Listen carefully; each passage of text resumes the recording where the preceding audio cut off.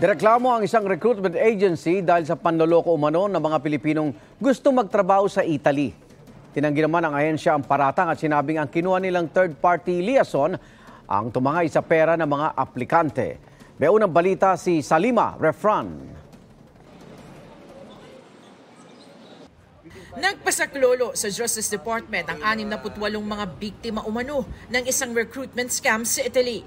Naengganyo raw sila dahil usap-usapan sa Filipino community roon ang bilis umano sa pagproseso ng application ng isang Pinoy-operated manning agency. Kapalit yan ng bayad na 3 gives na ang total.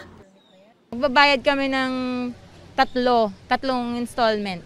1,000, 1,000, 1,000. Bali 3,000 euro. Magkano yun in peso? 180,000 po. Inalam nila, mabilis nga. Ang iba 3 days, meron na. So, nagtiwala ako, nagpapasok po kami ng application.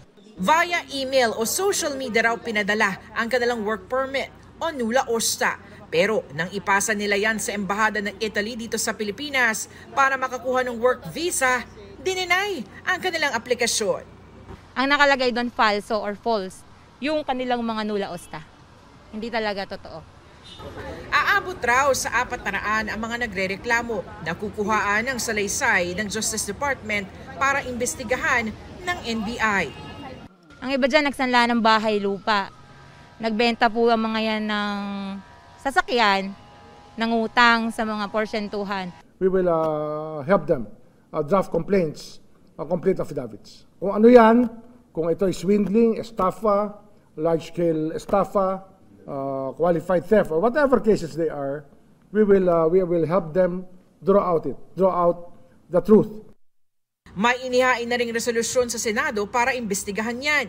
Sa isang pahayag, mariing tinatanggi ng Alpha Asistencia SRL ang mga reklamo ng mga illegal na aktibidad laban sa kanila.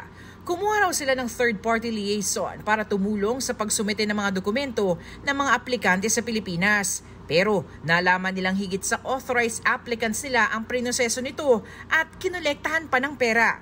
Nagkikipagtulungan na raw sila sa investigasyon tungkol dito. Ito ang unang balita sa Salima Refran para sa GMA Integrated News. Igan, mauna ka sa mga balita. Mag-subscribe sa GMA Integrated News sa YouTube.